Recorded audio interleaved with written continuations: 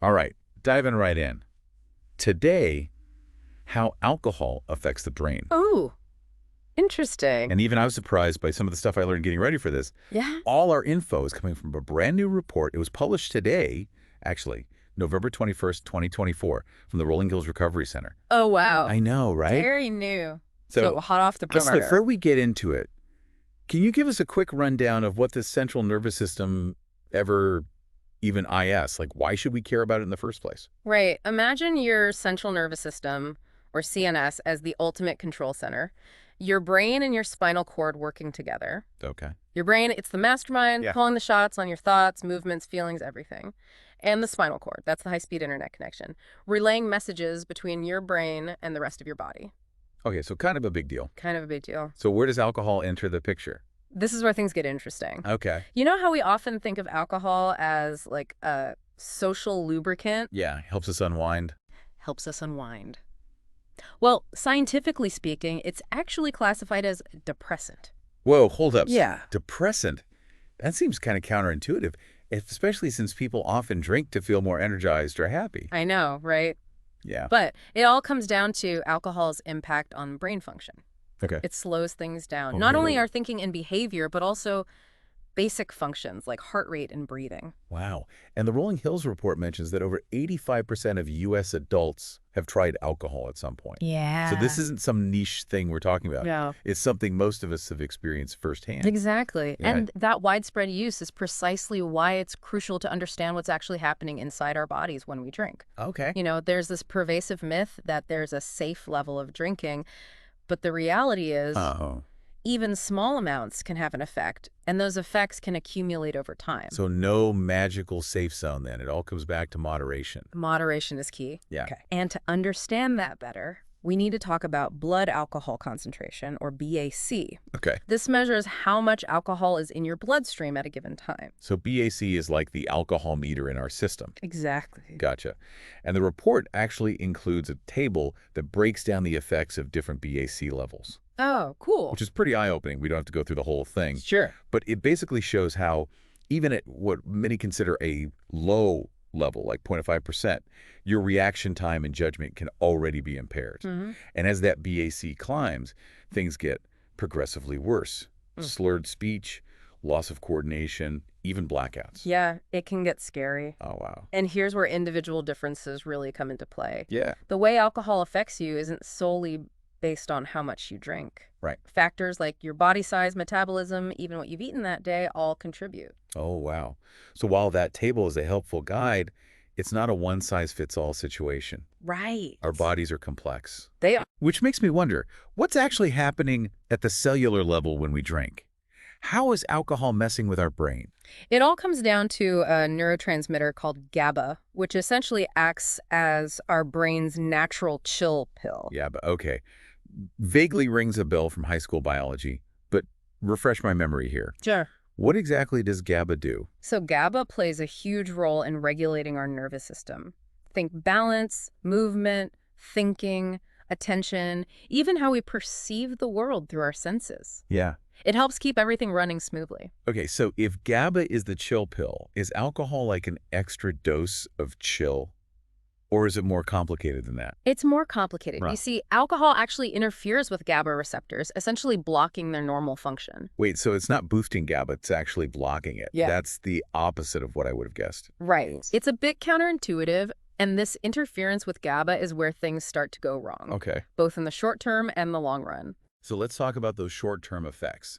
I'm guessing we've all experienced at least a few of these after a night out. I think we all have. Yeah. The Rolling Hills report gets pretty descriptive about how these effects manifest, Yeah. but maybe we can put those descriptions in context. Perfect. Let's break it down. First up, slurred speech. Right. What's actually happening in our brains to cause that? Remember how we talked about alcohol affecting the brain's ability to coordinate movements? Yeah. Well, speaking requires incredibly complex muscle coordination. Yeah. Your tongue, lips, vocal cords, all working together in perfect harmony. Yeah. When alcohol throws a wrench in that system, you get that classic slurring or mumbling. So it's not just that our thoughts get jumbled. Our actual physical ability to form words is impaired. Exactly. And then there's the ever so familiar impaired judgment. Ah, yes. The root of many a questionable decision, I'm sure. Probably. But what's going on in the brain to make us suddenly think doing karaoke at 2 a.m. is a brilliant idea? Well, this is where the frontal lobe comes into play. Okay. Think of it as your brain's executive control center, Uh-huh. the voice of reason Okay. that helps you weigh pros and cons, make sensible choices. Yeah. But alcohol weakens that control, leading to poor judgment, lowered inhibitions, and yes, those impulsive actions we often regret later. So basically, alcohol is like giving our inner party animal free rein while silencing our inner voice of reason. Pretty much. No wonder things get messy. No wonder. And speaking of messy, let's not forget about memory loss, or as many experience it, blackouts. Oh, yeah. Who hasn't had a night where the details get a bit fuzzy? Totally. But what's actually happening in the brain to cause those memory gaps? So alcohol directly interferes with the hippocampus, Okay. the part of your brain responsible for forming new long-term memories. Yeah. When you're drinking heavily, the hippocampus can't do its job properly, Oh, no. leading to difficulty forming memories of events that happened while you were drinking. So it's not just that we forget, it's that those memories might never have been formed in the first place. That's a bit unsettling, Yeah, it can be. but we'll get to that later. We'll get to that later. For now, let's finish up our tour of short-term effects with a classic, loss of coordination. Right. We've all seen that person stumbling around after one too many, Or been that person. or been that person ourselves. No judgment. But why does alcohol make us so clumsy? Blame it on the cerebellum, the part of your brain in charge of balance and coordination. Okay. Alcohol disrupts the cerebellum's smooth operation, making you clumsy, unsteady, and slower to react. Okay. Hence the stumbles and spills. So those are the short-term effects. Annoying and potentially embarrassing, sure, but they usually wear off after a night's sleep, right?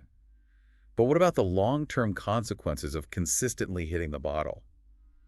That's where things get a bit more serious, I imagine. You're absolutely right. The Rolling Hills report paints a pretty sobering picture, Okay. highlighting that over 200 diseases and conditions are linked to alcohol consumption. Wow, that's a lot. And it's not just some obscure health risks. Yeah. We're talking about the third leading preventable cause of death in the U.S. That's a staggering statistic. It is. It really highlights the need to move beyond thinking of these as just risks associated with drinking Yeah. and recognize them as real-world consequences that can dramatically impact our lives. Yeah, exactly. Okay, so one of the most concerning long-term effects is brain damage. Yes. Okay, brain damage. That sounds pretty scary. It is. Can you elaborate on what that actually means? What kind of damage are we talking about? So when we talk about alcohol-related brain damage, we're talking about physical changes to the brain's structure and function. Okay. Prolonged heavy drinking can actually shrink brain volume and disrupt communication pathways between different brain regions. So it's not just about the chemical imbalances we discussed earlier. It's about actual structural changes to the brain. That's pretty alarming. What kind of effects does this damage have on people's lives? Well, these structural changes can manifest in a variety of ways, from difficulty concentrating and making decisions to problems with memory, coordination, and even emotional regulation. Yeah. In some cases, it can lead to more severe forms of cognitive impairment, like Wernicke-Korsakoff syndrome. Wernicke-Korsakoff syndrome. That sounds serious. What exactly is that? It's a type of brain disorder caused by a severe deficiency of thiamine or vitamin B1, often linked to chronic alcohol abuse. Oh, wow. And the scary part is, it can lead to profound memory loss and confusion, making it difficult for people to function independently. Wow, that's a stark reminder that the effects of alcohol can go far beyond a temporary hangover. This ties back to what we were discussing earlier about memory loss. Right. It's not just about forgetting a night out.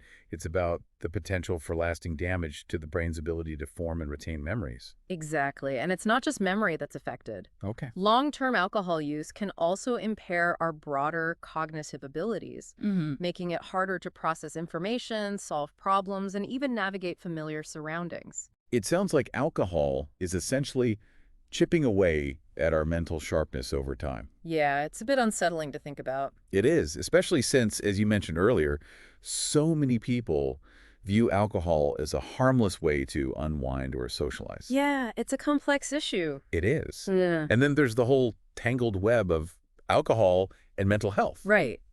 It's something that's often misunderstood. It is. I've always wondered about that. It seems like so many people turn to alcohol as a way to cope with stress, anxiety, or depression. But is that really a helpful coping mechanism? While it might seem to offer temporary relief in the moment, Oh, okay. in the long run, alcohol can actually exacerbate those mental health conditions. Really? It's like putting a Band-Aid on a broken bone. It might cover up the problem temporarily, but it doesn't address the underlying issue. And it might even make the break worse. So it's not just about the physical effects on the brain. Right. It's about the potential to worsen existing mental health struggles. Exactly. And remember, alcohol is a depressant. So while it might numb those difficult emotions in the short term, Yeah. it can actually push your brain further into a depressed state over time, making those feelings even more intense. It's a vicious cycle, isn't it? It is. You drink to feel better, but then the alcohol itself contributes to the problem. Exactly. And then there are the dangers of alcohol withdrawal. Oh, yeah. This is something that, at least in my experience, doesn't get talked about enough. You're right, it doesn't. So when someone who's been drinking heavily suddenly stops, their central nervous system can go haywire, Yeah. leading to a whole cascade of withdrawal symptoms. Absolutely. Rolling Hills report uses a pretty vivid language to describe some of these symptoms, like delirium tremens or DTs. Yeah. What exactly does that involve? So DTs is a severe, potentially fatal form of alcohol withdrawal. Oh, wow. It's characterized by a constellation of terrifying symptoms: intense confusion, disorientation, vivid hallucinations, seizures, and in some cases, even coma or death. That sounds absolutely terrifying. Mm. And the report also mentions that seizures are a common and dangerous symptom of alcohol withdrawal in general. Yeah, they are. Why is that? Well, alcohol disrupts the delicate balance of neurotransmitters in the brain. Okay. When you suddenly remove alcohol from the equation after prolonged heavy use, your brain goes through a kind of electrical storm as it tries to readjust. Oh, wow. Seizures are often a manifestation of that electrical instability. It sounds like the brain is desperately trying to recalibrate after being bombarded with alcohol for so long. It is. And then there are the hallucinations. Right? I can't imagine how unsettling that experience must be. Yeah, hallucinations during alcohol withdrawal can be incredibly vivid and disturbing, Wow. involving both sights and sounds that aren't actually there. Yeah, It can be a very disorienting and frightening experience for the person going through it. for sure.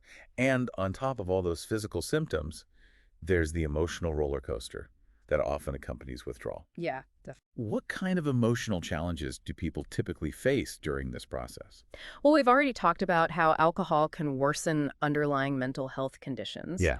During withdrawal, those conditions can become even more pronounced. Really? Intense anxiety, deep depression, rapid mood swings. It's like your emotional stability is on a seesaw. It sounds like an incredibly challenging process, both physically and emotionally. It is. This makes it all the more important to dispel the myth that quitting cold turkey is a sign of strength. Absolutely. It's not about willpower. It's about recognizing that alcohol withdrawal can be dangerous and requires professional medical support. So if someone is thinking about quitting drinking, what's the best course of action? The first step is to talk to a doctor or addiction specialist. Okay. They can assess your individual situation, help you develop a safe and effective plan to manage withdrawal symptoms, and provide ongoing support throughout the process. Okay. There are also organizations like the Rolling Hills Recovery Center that offer specialized programs for alcohol addiction. It sounds like the key takeaway here is don't try to go it alone. Right. There's no shame in seeking help, especially when it comes to something as potentially serious as alcohol addiction. I couldn't agree more. It's about prioritizing your health and well-being. Right. And sometimes that means recognizing that you need professional support to navigate a challenging situation. It's also about recognizing that you're not alone in this journey. Yeah. Countless others have faced similar challenges and found their way to recovery. They have. So let's talk about those pathways to recovery. Okay. What are some of the strategies and resources available to help people protect themselves from the harmful effects of alcohol? So we've talked about the risks and the potential for things to go wrong. Yeah, it's a lot. But what about the flip side? Right. What can people do to protect themselves? It can feel overwhelming Yeah, when you're bombarded with all this information. it can. That's where the Rolling Hills report really shines, I think. Okay. It doesn't just leave you hanging with the doom and gloom. Right. It offers a practical roadmap for navigating this complex terrain. Okay, so what's the first stop on this roadmap? Where do we even begin? It all starts with something we've touched on a few times already: Yeah. moderation. Okay. The report reiterates those standard guidelines we've all heard. No more than 1 drink per day for women, 2 for men. Right. Sounds deceptively simple, It does. But putting those guidelines into practice consistently can make a world of difference. I mean, it's easy to get swept up in the moment, It is. especially when you're out with friends Yeah. and celebrating. Right. Having those limits in mind before you even take that first sip Yes. can help you stay on track. Exactly. It's about being mindful and intentional about your choices rather than letting the evening dictate your intake. So moderation is like the foundation, Yes. the bedrock of protecting ourselves. What else can we build on top of that foundation? The report highlights the importance of cultivating healthy habits in general. It might seem like a bit of a leap, but think about it. When your brain is well-nourished and well-rested, it's better equipped to handle any stressor, Right. including alcohol. Okay. So things like a balanced diet, regular exercise, and getting enough sleep all play a supporting role. It's like creating a buffer, a reserve of resilience that helps us navigate those moments when we do choose to indulge. Exactly. And beyond those lifestyle factors, the report emphasizes the power of knowledge. Okay. It sounds obvious, but the more you understand about alcohol, its effects on your brain, and the potential risks, the more empowered you are to make informed decisions. It's about taking ownership of your health rather than blindly following social norms or marketing messages. It's about cutting through the noise and making choices that align with your own values and goals. Absolutely. And sometimes knowledge isn't enough. Right. Sometimes we need a little extra support. Yeah. That's where resources like the Rolling Hills Recovery Center, Alcoholics Anonymous, or Smart Recovery come in. Right. These organizations offer a wealth of support, guidance, and evidence-based approaches to recovery. So for anyone listening who might be thinking, okay, this is all great, but what if I'm already struggling? What if I'm past the point of moderation? Mm-hmm. What would you say to them? First and foremost, I'd say you're not alone. Yeah. Alcohol addiction is incredibly common, and it's treatable. Okay. The fact that you're listening to this, that you're seeking information, is a huge step in the right direction. Reaching out for help is a sign of strength, not weakness. Yeah, it takes courage to acknowledge that you might need support. It does. And it's a testament to your commitment to your own well-being. Exactly. And remember, recovery is a journey, not a destination. Right. There will be ups and downs, but Yeah. there are people who care, resources to help, and proven strategies that can guide you along the way.